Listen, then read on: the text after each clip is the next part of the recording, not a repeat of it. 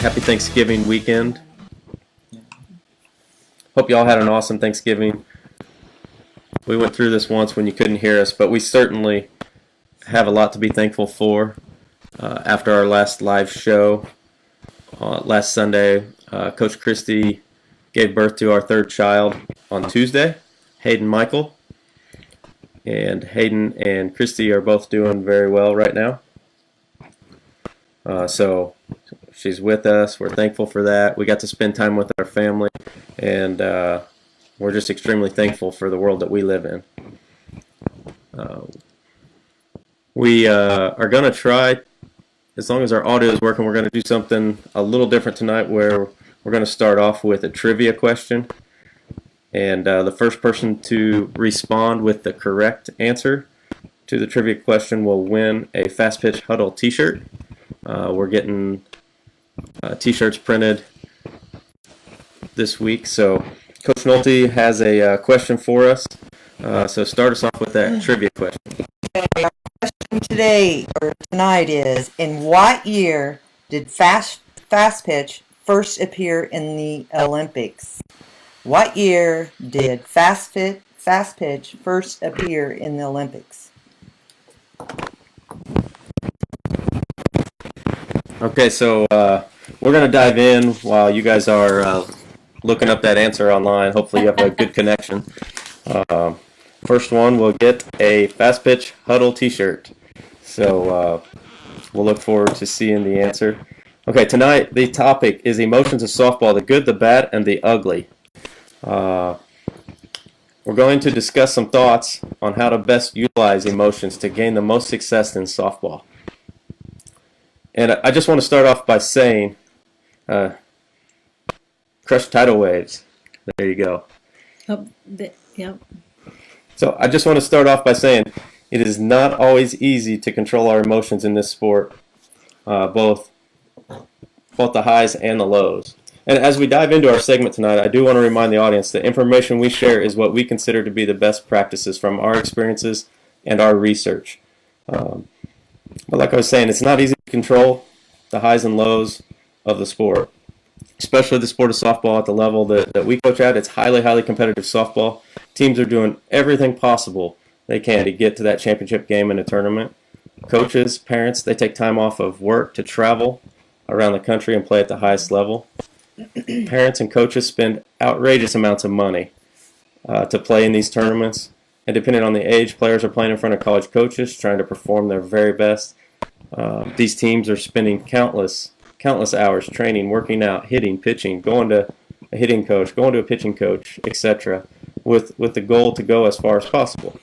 On top of all that, sometimes you're playing in 100-degree heat, and teams play many, many games all on the same day. So controlling emotions can be challenging. And as a coach, I'm just as guilty as some of the other coaches out there that on occasion, emotions get the best of me. I know, they have of me too. No doubt. And any coach out there that says they haven't wouldn't be being honest, I don't think. So, I've never broken a clipboard. No. But controlling the emotions as a player, a parent, and a coach will certainly help the team and the player achieve the greatest success. Sports in general are extremely emotional. Softball is no different. So how do you obtain extreme success in the sport of softball at the travel ball level, or any high level for that matter, any team? I think some teams out there look for one stud pitcher. Well, not always is that going to lead you to the ultimate success. A stud pitcher, a stud player. Even if you have 9 players believing in the team mission or the team goal, there's no guarantee for success.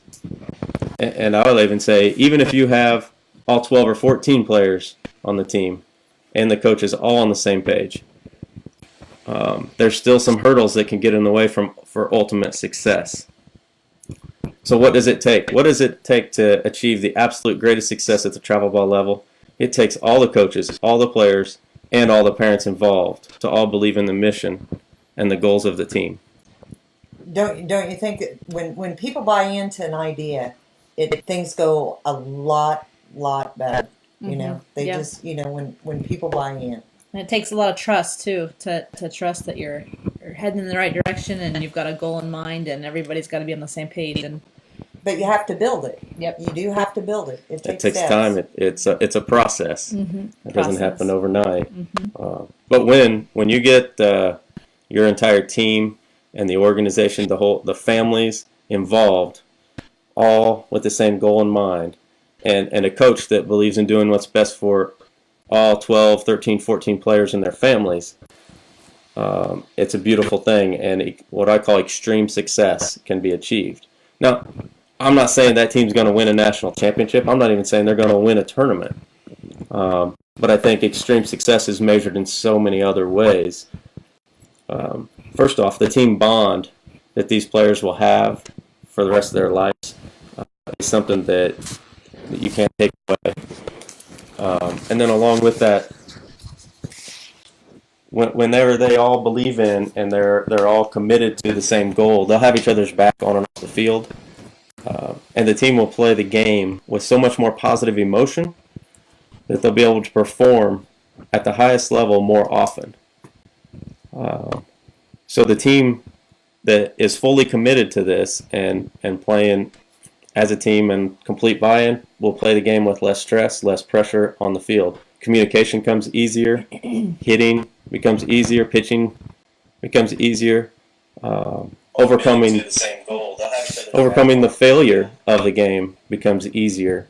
So it's crucial to what we say is obtaining extreme success is having everyone on the same page. The team plays selflessly, and most importantly, the team plays and has fun. They definitely have fun when they're playing for each other more than they're playing for themselves. Now, does this mean that a team that does not have this bond or is not as involved and the parents aren't involved are not going to be successful? Absolutely not. There's excellent teams out there that are going to be successful regardless, but I would question, could they have been more successful? And I think the answer is absolutely yes.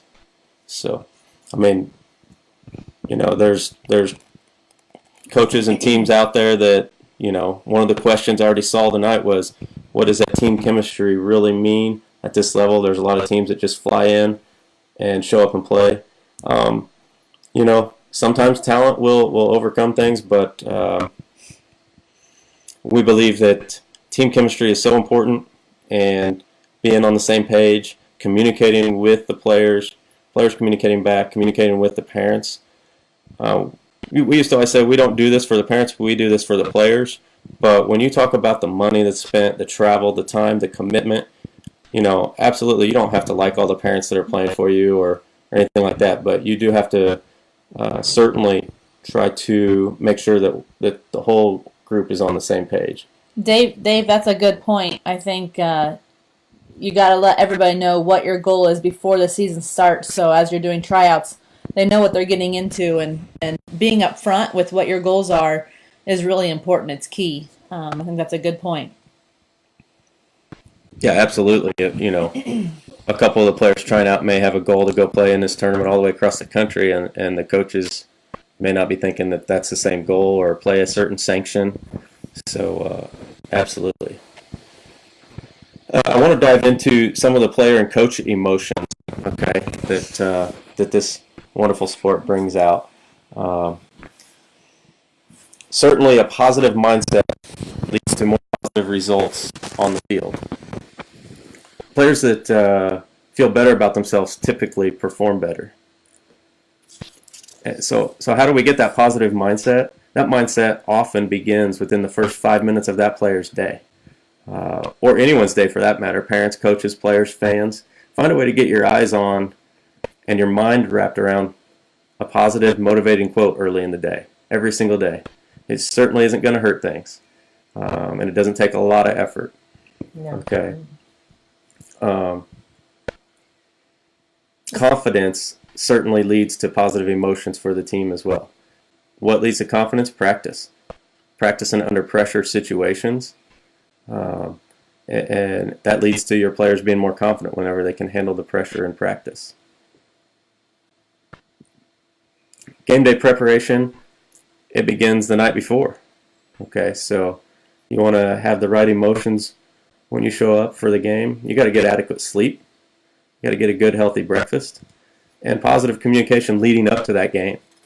There's a lot of things that can change that emotion even before you get to the ballpark.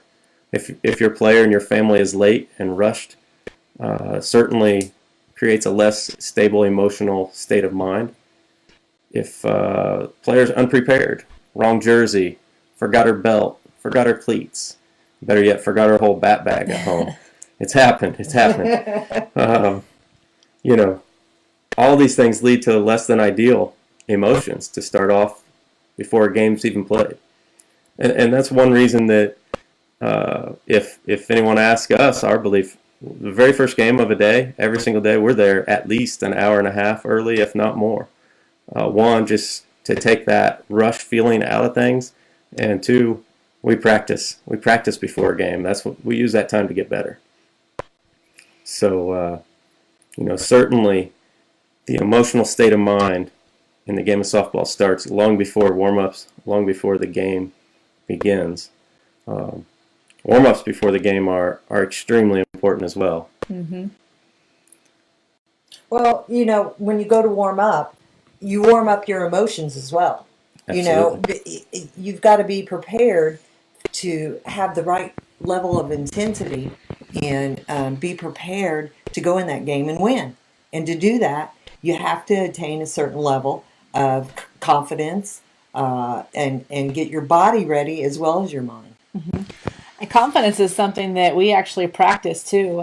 Just your reactions to a play or celebrating a great play on the field. That we've actually practiced that in practice over and over again, and it's something that sometimes puts people out of their comfort zone. But until you practice it, they don't really know what you're talking about. But going back to confidence and practicing under pressure, I think that is really important. In the words of the great Sue Inquist, pressure is a privilege, and I think it's hard to understand that for kids some days.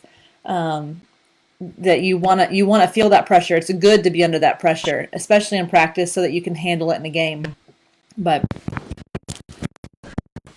yeah, absolutely. Simulating pressure. It's hard to simulate sometimes in practice, but you got to do it. And then, as we were talking, the warm-ups before the game is crucial as well. Positive comments from the coaches right out of the gate with the plan. What are we going to do today? Lots of high-energy communication. And, if any of you have watched our organization play or been around me, there's a little OCD-ness. So, organized. A little. Bats in order, helmets in order. Everything's got to look professional and organized. And that's part of the routine. And having a routine will help the players with their emotions. We do a lot of the same drills every single warm-up. We don't necessarily do them in the same order because we do like to mix things up a little bit. But make sure that when you're doing a warm-up, you have something in the mix that really makes the players feel good about themselves before the game. You're hitting ground balls or fly balls out on the field right before the game. Make them dive, make them go hard, and then maybe the last few reps, maybe tone it down a little bit, build that confidence that they got those last two or three. Let them experience some success before they finish. Absolutely. Yeah. And from a coach's standpoint, pregame, you got to be confident, have a plan. If you have a scouting report on the team, don't be afraid to share that with your team, because then they feel like they've got a leg up. I see one of the comments, look good. If you look good, you feel good. You feel good, you play well. Absolutely. That even starts from the uniforms that you pick for your team. Make sure you have some cool uniforms. So make sure your team knows. But let's not talk about socks, please. No socks. That's sore socks. If you really want to have your players feel good, get the long pants. They look tough. They feel good.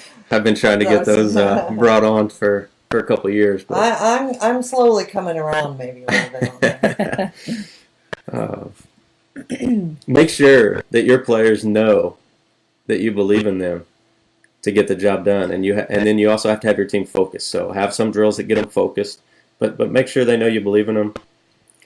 Players that are confident perform at a higher level. And, especially over players that are afraid to make a mistake. If your players are afraid to make a mistake and they're looking over their shoulder, that's a tense situation. It's going to create a lot of negative emotion, and the odds are it may not end well. Make sure you get your team pumped up, focused on the softball game that's in front of them. Coaches and players, what do you say between innings? Okay, so the game starts, you go out, you have a good first inning, but maybe there's an error by the third baseman in the first inning, and then a wild pitch, and next thing you know, they scored 1 run. So your team's coming in from the first inning. Are you going to harp on your team about that mistake that was happened, or I think that more positive communication between innings and talking about what are we going to do at the plate? If there's mental mistakes, maybe we touch on those mental mistakes real quick between innings so that they don't happen again. Or if you're talking strategy, certainly, let your team know what you want to do next time differently so we don't make the same strategy mistake again. But I think most importantly, discuss what is going to happen at the plate. Positive talk, motivating talk, meaningful talk. At any point in a softball game, a fast pitch game, if you have to prepare a little bit. And when you prepare, you're confident. And when you're confident, things go a lot faster, quicker, smoother, and your body is more prepared for it. So plan. Have a plan. And after, your team's been through the order one time, talk to your players. What did they see up there? Or pay attention. Is the pitcher throwing a lot of first pitch strikes? If so, get up there, be aggressive. First pitch, attack mode, beast mode right out of the gate. 2 strikes, pitcher's going away every single time. Take advantage of that. Go with it. She shows her changeup. You can see it coming. Or even better yet, pitcher that doesn't have a changeup, watch out. If pitcher doesn't have a changeup, it might take one time through the lineup, and then it's going to be go time. Some other things, coaches, are the corners slow? Are they playing back? Let your team know. Is the catcher's arm real strong or weak? These are things to be discussing between innings with your players. Players are going to make mistakes out in the field. Your center fielder is going to drop a routine fly ball every once in a while, or whatever is going to happen. Between innings is not the time to get on that player about that. That's going to draw that player way down. And, she didn't mean to drop a routine fly ball. If it's a mental mistake, touch on it, then move on, take notes. You know what's going to happen on that? What's going to happen is that player's going to end up is worrying about what the coach thinks instead of focusing on the job at hand. Right. That sometimes their minds wander and they're so worried about what the coach thinks, what their teammates thinks, that they fail to follow through and just do what they need to do. Last year we talked a lot about owning it and moving on, and I think that was key for us last year, being able to say, "Hey, that was my bad, and I got the next one," and then all my teammates are going to come up and say, "You got it, you can do it," okay, and move on. But as soon as you say that, you throw it away and it's done, it's over with. So they're no longer focusing on that play, and they're able to move on and be ready for the next one and want the next one. So certainly, keep the emotions of your team in check. Keep the players focused on the game and keep them believing. So what happens when the going gets tough? As a coach, when the pressure is on, those are the moments we live for, especially as a travel ball coach. I mean, one thing I always say to our players is everything that you do in life matters. Okay? Everything matters. Do you make your bed? Did you brush your teeth? Did you put your clothes away? What's your car look like? Is it clean? Did you wear your seatbelt? Everything matters in life that you do. Do it with a purpose. But at the end of the day, guess what? It's only softball. Okay? That may sound strange because softball is a huge part of our life, but we have to keep that in perspective. The moments that coaches should live for in the travel ball world is when their back's against the wall. We're down 1 run. We haven't been able to get a run across the plate. How It's do the we 7th handle inning. it? how do we handle that as a coach? How can we manufacture a run as a coach? Are we, or even early in the game, we're getting handled by an outstanding pitcher. How does the team adjust? How does the team respond to that challenge? Or how do they stay in the moment and understand that it's okay? We just have to find a way. We got to dig deep, And the same for when we're on defense, Coach Christie with our team, she handles all the pitching, so she goes out to the mound most of the time. But on occasion, the team might get the bases loaded on us in a tough situation, tie ball game, 7th inning. They get the bases loaded with no outs. I love those moments. I mean, if it's an elimination game, I don't like them quite as much. But at the end of the day, we're trying to grow young athletes and mold young athletes to be strong, independent, people out there in society. So when that situation happens, as a coach, what do? You go out to the mound. I'll say, Coach Christie, I got this one. We'll go out to the mound. I don't know a dang thing. I'm not talking about pitching. I'm talking about, hey, we got this, girls. This is right where we want them. You got to instill that confidence in that situation right at that time. Okay, we got this. There's no problems. Let's dig deep. Let's find a way. Here's We're going to turn 2. Yeah, ground ball to the infield. We're coming home. We're going to first. But if that runner on a pitch gets off third base too far or first base too far, we're picking them off. We play aggressive. We're not sitting back and waiting for them to score a run. And you can just see the girls' eyes light up like, yeah, we got this. We're good. And so if as a coach, you get in that situation and you're all nervous or you're pacing or you're panicky, I mean, those are the emotions that your team They'll see that. will feed off of that. They'll feed off the negative emotions or the nervous emotions, and then they'll also feed off of the positive emotions or the, hey, we got this. Mm-hmm. And so you got to stay calm, communicate well with your team, stay positive, and you certainly have a better chance for success. And like I said, the moments that where we really like to say, good, we have them right where we want them.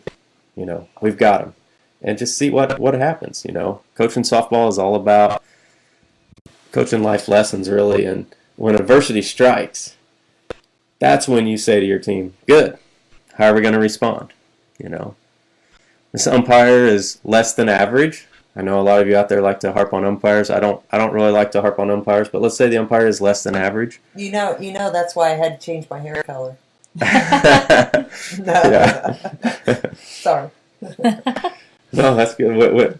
If an umpire is less than average, or let's say that it's a pressure. We've got a pitcher that's not staying on the rubber. Nobody's calling it, so they get a little advantage. We're not getting the corner called. Like I said, umpires less than average, or even we're just flat out playing a team that's stronger, bigger, faster. Those are the moments that really lead to personal growth, team growth, and life growth. It's how do you handle those situations. And remember, it is a process in a game too. If you're down by 8 runs in the first inning, and we've been down by double digits before in the first inning, and the rest of the game now it's not about winning the game. It's about winning each inning, or little things, trying to do the little things right. And it's a process. We're going to take it one step at a time. What can we do to get better the rest of this game? And then we're working towards a goal. So it's not always about the end result. It's about the process. We had a question brought up. Do you coach the mental part of the game differently in a showcase in front of colleges versus a national qualifier or national championship?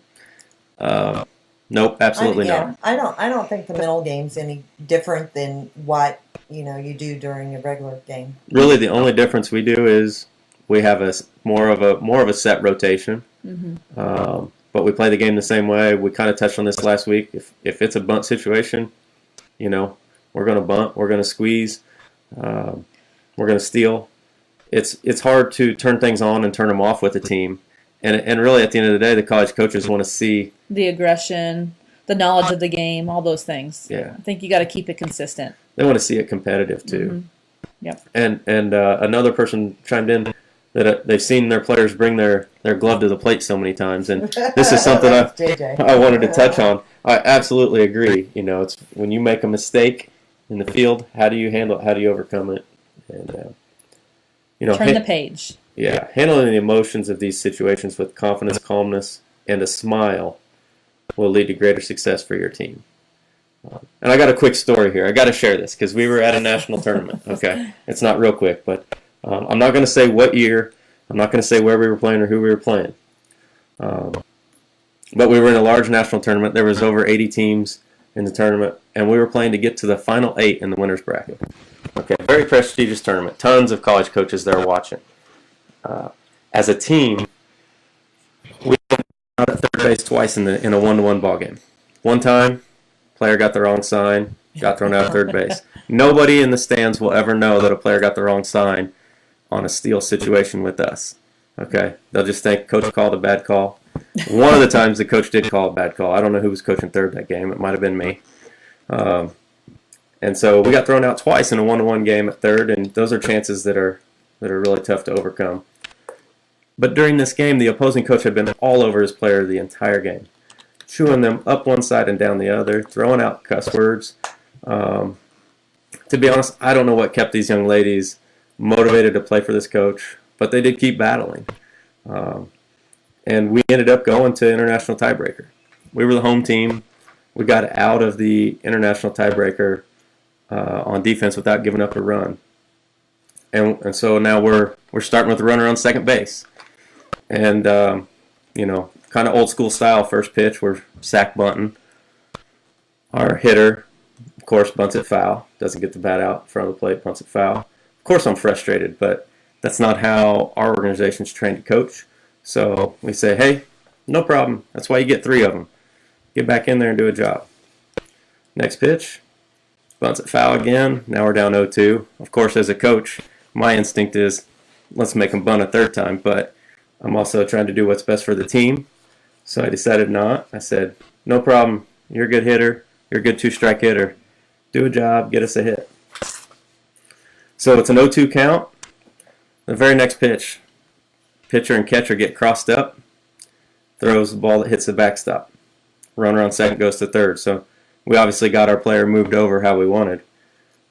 But their coach just came unglued. He jumped off of the bucket, yelled timeout, and as he's storming out to the mound, okay, it's a 1-1 ball game, 8th inning. As he's storming out to the mound, not only is he cussing at his pitcher and catcher, they're looking at him like, that's the pitch you called. He was using wristbands and calling out pitches. So, I don't know what the situation was, but from my viewpoint, the minute he called timeout and came unglued, I knew we had this game won. Mm-hmm. Because how can you put your players in that emotional state of mind with a runner on third and no outs and expect them to perform for you? Yeah. And again, I'm not going to name names. I'm not going to call anything out. You're not going to find out who it was. But as a coach, you got to control those emotions. You got to call timeout and go out with confidence and have a plan for your team. He didn't even call his infield into the huddle. It was just pitcher, catcher, him, and everybody. The whole way there. They had already lost trust in him by the time he got to the mound. Everybody in that ballpark, including the college coaches, heard everything he said to them. And guess what? The very next pitch, that pitcher laid it right over the middle of the plate. We got a base hit, won the game, and I just feel like that's something that as a coach we immediately learned from it, and just said that every time you're coaching in this high level games or any level, be learning from the other coaches on the field, what to do, what not to do. But again, the emotional state that those players were in, it was going to be a real challenge for them to overcome that. And the game's already tough enough as it is. Yeah. Let alone add an added stress and pressure to it, which we'll get to some of that a little bit later if we don't run out of time. We've got so much stuff on the agenda. I've got a short little story. I saw Abby Belk signed in. She used to be Abby Wood, played for us a couple years ago, but every time I see her, I always share the story and remind her of it. But it's kind of a light story. So she was a catcher, and we had practiced these first and third plays before a tournament over and over and over again. We knew we were going to get it down, and runner at first and third, call out a play, and the play is to throw through to second base. Okay, So pitcher throws the pitch, and she freezes and holds the ball. And at that time, I might have been a little bit emotional. I said red. And she looked over at me and she said, "Coach, my bad. I thought you said Fred. I thought you said, let's go Fred." And at that time, you have to just kind of laugh and let it go, because she was able to turn it into something kind of funny. Even though it was a pressure situation in a game, okay, she got her head back in the game. And the next time that didn't happen. But she was able to move on, and we were able to laugh about it a little bit. And it's not the end of the world, but she remembers it. That's one of my favorites. Yeah, and so for players, how are they going to handle the adversity? How's their emotional mindset going to be? When a player strikes out, are they going to sprint back to the dugout, cheer for their teammates? Or are they going to put their head down, tear up, clam up, and get in the poor me mindset? Mm-hmm. As a coach, you've got to stop that right away. Same thing. If you have an error at shortstop, is that player going to own it? My bad. Own the mistake. Turn the page. Want the next one hit to him. Mentally be thinking, yes, I want the ball hit to me. Or are they going to lose it? Put their head down, make excuses. It was a bad hop, or I slipped, or the sun was in my eyes. Or maybe now all of a sudden their ankle hurts. We've seen it all. Let one mistake turn into another mistake, come in the dugout all upset, swing at a bad pitch. Same thing. So let's just say that your pitcher's pitching and your center fielder does drop a fly ball, routine fly ball. Have you trained your pitchers to smile at your teammate, say, no problem, get the next one, take a deep breath, reset, focus on the next hitter, understand that errors are part of the game? And then after that inning, is your pitcher going to high-five your center fielder and let her know she can get the next one and go up there and have a good at-bat? Or is your pitcher going to fold up, call out that center fielder for dropping the ball, show negative body language? That's the worst, negative body language. And use the error as an excuse why the next hitter hit a bomb off of her. Mm-hmm. It's because that center fielder dropped it. It's not because I threw a bad pitch. And we've even seen pitchers ask the coach to take them out. When the going gets tough, what happens? After the inning, do they chew out the center fielder? It's two different emotional states. And those positive, we mentality is the only way to go. And you also have to worry about the emotional state on the positive side too. Player hits a home run or hits a grand slam. Do they continue to understand and respect the game? Get excited, have fun as a team, but respect the game also. As long as it doesn't start to get silly. You got to draw the line somewhere. Mm-hmm. Yeah, the game's definitely meant to be fun, and we love our players to have fun, and we love seeing other teams have fun. But you got to respect the game and respect the other team too. Yeah, you go too much the other way and you start to lose focus. It just swings the other way. Yep, right. Finding a balance. Yep, Got to find a balance. And remind these players, regardless of whether they're the ones that struck out or the ones that hit the home run, guess what? The only at bat that matters is which one? The next one. Yeah, the next at bat. That's it. It doesn't matter if you're batting 1,000 or batting 0 on the day. It's the next at bat that counts the most. So. They've heard that a few times before. Yeah. So also the thing that's really tough to get instilled into the overall team, the organization, the parents, and everything is, understanding the process along with the results. So many times players, teams, players, coaches, they have high emotions when they win or low emotions when they lose. But what's really important is not as much the W or the L. It's how did we perform? How did that team perform in that game? They might have gone out and lost to a really good team 4-2, and the next game they play a really weak team and they beat them 2-1. I see it. I saw it at the last tournament we were at. One of our teams won a game 4-3 and lost a game 4-3, and just because you had that W or that L, it completely changed the state of mind of the players and their parents as they were leaving the ballpark. And to me, that's something that you really got to work hard on instilling is the plan and the process and knowing it's a process. It's not necessarily about a W or an L. Especially at the younger age levels, those kids, they don't necessarily remember how many games they won and lost at 10s and 12s. Mm-mm. I mean, Right. You work on, it's the friends you make. It's it's what you learn. But they will remember those games if a coach made them feel a certain way. I guarantee you that. They'll always remember those things. You know. Same thing with the hitter at the plate. I mean, and this kind of goes out to the players and the parents. So we've seen a player go 0 for 3, lines out to shortstop. Shortstop makes a diving play. Next at bat, they hit one that center fielder robs. Okay, makes a nice jump catch at the fence. And then, maybe their third at bat, the right fielder makes a diving catch. So guess what? That hitter had 3 quality at bats and they're 0 for 3. That's tough emotionally. Then you have the other side of the coin where you have a player that, gets out in front of one, hits a dribble squib off the end of the bat that just barely gets past the pitcher, rolls to the shortstop, and they get a single out of it. Next at bat, they hit a little bloop single off the handle over the first baseman. And then their third at bat, maybe they squeak one through the middle of the infield. Bounces off second base. That batter's 3 for 3. So the first hitter's 0 for 3, the second hitter's 3 for 3. And so the first hitter's parents are thinking, man, you're 0 for 3. You got to really work on your hitting. And the second one's saying, you're 3 for 3. That was awesome. But if a coach is really paying attention, they should identify these things, and they should call these things out in the post-game huddle. Okay? Player 1, you had 3 quality at-bats. You made them work to get you out. They had to work hard to get you out. You don't have to call out player 2 for getting 3 squibs hits, but to just know in your mind what happened and keep those emotions in check. That player that went 3 for 3 really needs to get in the cage and work. Didn't even hit one solid ball. And college coaches see this stuff. They're not blind. They're not looking at the score of the game. They're not looking at the stats. They're looking at what can this player do for me when I get him here. Mm-hmm. So, definitely keep that in check. And post-game discussions is another thing that is very important. Coach Christie touched on it earlier. We have all of our players take ownership.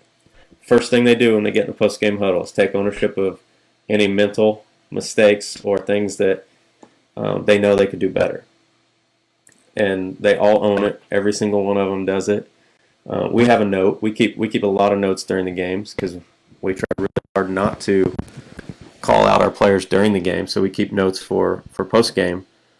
And we go over all those things, and you got to work to get better, so you got to bring them up. But, acknowledge. First, our players take ownership. Then we acknowledge what we need to do better, what adjustments we could make, and then we discuss positives. What did we do well? What did we learn? What each player did great or got better at that game or that day. Mm-hmm. Always finish the weekend on something positive like that. If a kid feels like they had a tough weekend, you want them to leave on a positive note so that they're excited and they're ready to start working towards the next one. They're ready to come back. So something positive, always finish on it. Absolutely. And remember, it's just a game. Make sure it's fun and rewarding. So I know we've gone past our normal scheduled time, but we got a late start. So if you're okay, I'm going to keep rolling. We've got lots of information here. We won't go too much longer, but we got some information for the parents and supporters. The fans, mostly the parents, but in some players' cases, it might be a grandparent that's with them most games, or whoever's their supporter, their supporting cast, so to speak. Every comment and gesture that you make will impact the emotions of your young athlete. Everything you say or do, even if you're just kind of nonchalantly joking with them about they made this mistake or that mistake, it weighs on them. Okay, this game is hard enough already as it is. The best athletes in this game, they get out more times than they get on safely. Okay, so you already have to overcome failure. Now let's try to work on not having to overcome the pressure from home. Okay, if you're playing with a high-level team, you probably have coaches that are going to pinpoint what your players did right and wrong. So the emotions and the attitude toward your player, think about this for all you parents out there. When you're in the stands, are you cheering for them, or are you in the stands yelling at them on what they should do better next time? Are you clapping, or are you slamming your hands on the bleachers in frustration? Are you adding stress and pressure, or are you adding comfort and calmness? And the last thing I would say is, are you their number one fan, their number one cheerleader, or are you their biggest critic? Okay, they don't need more people criticizing them. Most kids are their own best critic. Absolutely. They don't need anybody else Yep. chiming in. It's a hard age already. So, just some things to consider the next time that you go to a sporting event. Doesn't matter if it's softball, basketball, whatever. Some other things to keep in mind is your emotions and your comments toward the coach absolutely impact the success of your player. Okay. Find an organization that you trust. Find a coach that you can put trust in, and let that coach do their job. Okay. The minute your athlete knows that you as a parent no longer believes in their coach, they lose respect for their coach. It just will happen because you're their parent. They're going to agree with you. With most high-level teams, the players could make out the lineup, and they would be very close to what the parents would. Most players could write out a lineup that would almost match what your high-level coaches put out there. Doesn't mean that you as a parent would write that same lineup, but I'm just telling you, most of the players know and understand the role within the team that they're on. Yeah, they're at practice every day. They understand what's going on, and they see everybody else working around them. Sometimes as parents, we may get tunnel vision and we only see or focus on one thing, and we're not seeing the bigger picture. And as coaches, we're trying to do what's best for the entire team, and that may not be, your daughter starting at shortstop. It may mean she's going to be a right fielder because we need her speed in the outfield against this matchup or whatever it is. But the kids understand that, and sometimes it's hard. It's hard for the parents to see all of that too. Sometimes it takes the player themselves telling the parent this. Mm-hmm. If they can in a calm, just being calm and collected and just explaining to the parent sometime, hey, this is how it affects me. Mm-hmm. Sometimes that makes much more sense than anybody else saying it to them. Mm-hmm. Yeah. And the parent emotions towards the other players on the team, and the other parents for that matter. Keep them positive. Be a team parent. Cheer for all the players, all the athletes, and kind of going back to the old saying: if you don't have anything nice to say, then don't say anything. Or go sit in center field. Yeah. Well, certainly don't say anything with your daughter around. If you need to vent about something, vent to your spouse. Vent to someone else. Just don't vent with your daughter around. The emotions and actions towards umpires. Okay. This is a topic that I feel pretty strong about. First off, I would say this. We win a lot of games, we lose a lot of games. An umpire has never cost us a game. Ever. Not one time did the umpire cost us a game.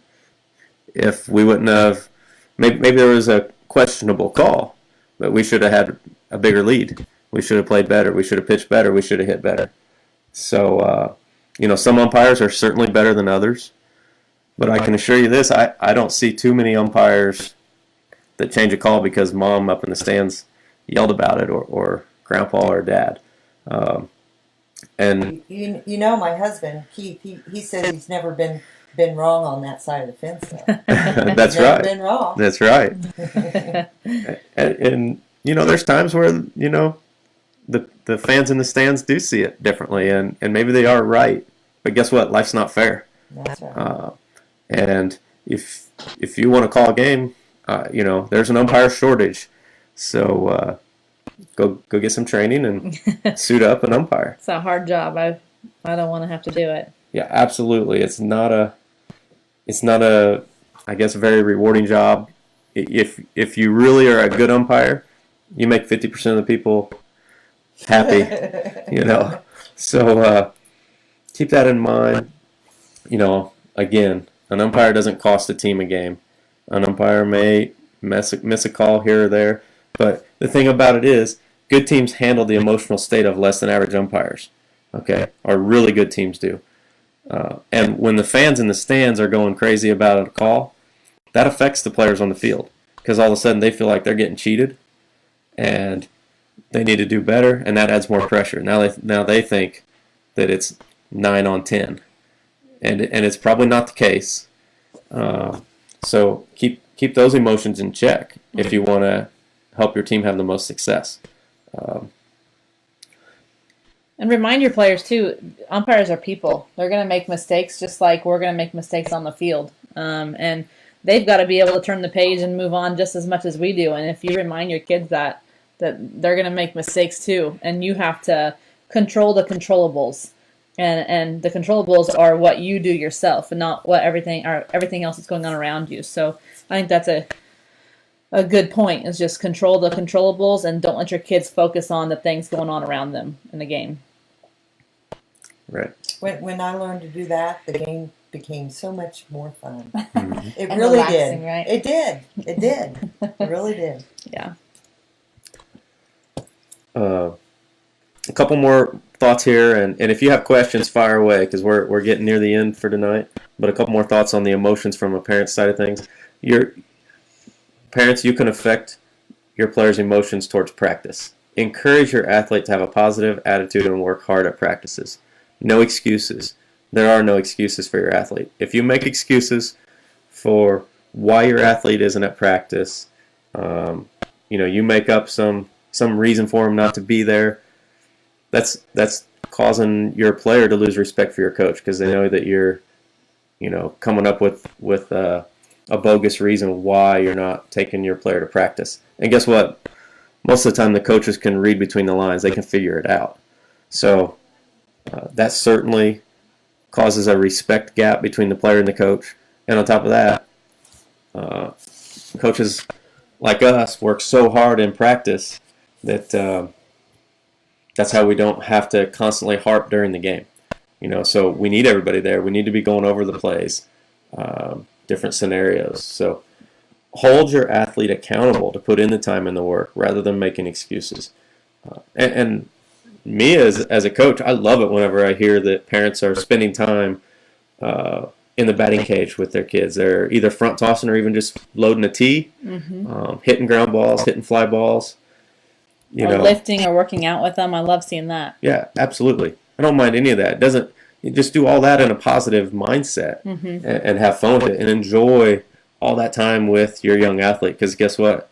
Those young athletes grow up fast, and you're going to wish you had that time back. So I would say the last thing I would sum up with for the parent side of the emotions is, number one, you can certainly take the pressure off of your athlete by making sure that you're their number one cheerleader and their number one fan and not their number one critic. And on top of that, you're the one spending all this money and time off work and this investment and this commitment just right there with your athlete. So enjoy it. Enjoy the experience with your player. Support your athlete. Support your athlete's coach. And I would say stay classy. Stay classy towards umpires. Stay classy towards tournament directors, towards your coach, and have fun. Keep it classy, San Diego. Sorry, I had to. You just had to. All right. So Coach Christie's got to step out. We're going to take some questions here. Baby Hayden's not happy right now. So I'm getting the SOS call from my mom. So thanks for joining us tonight, Fastpitch Huddle. I'll see you next time. totally off topic. So do you use strength and conditioning differently for your pitchers? Are the strength training exercises you wouldn't have pitchers do? Well, Coach Christie would be better to answer that. Yeah. I'd say you want to limit the amount of push-ups you do, just because you're tightening those muscles in the rotator cuff. But, I mean... And make sure you're doing it correctly. Exactly. Push-ups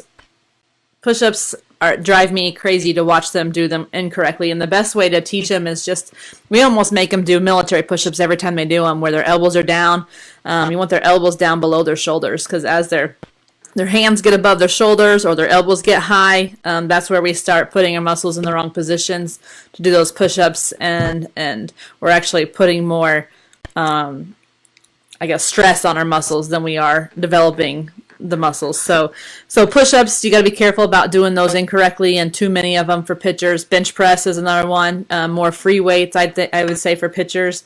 But otherwise, they can do a lot of the same things. I think leg strength is a key, and we'll hopefully be sending out a little weekly tip sometime this week and share some leg drive drills with you guys for pitchers. But leg strength, core, those are all important for pitchers. So, all right. There you go. Any other questions out there? Get them in quickly.